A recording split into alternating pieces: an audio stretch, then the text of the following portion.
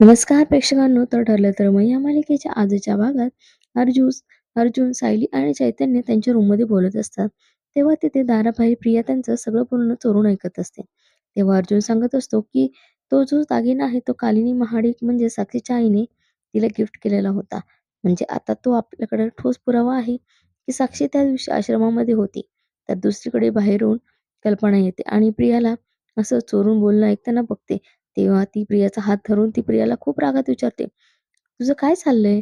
कल्पना आणि प्रियाचं बोलणं ऐकून रूममधून अर्जुन, सायली आणि चैतन्य बाहेर येतात आणि विचारतात, "काय झालं?" तेव्हा कल्पना त्यांना म्हणते, की "ही प्रिया तुमचं बोलणं चोरून ऐकत होती."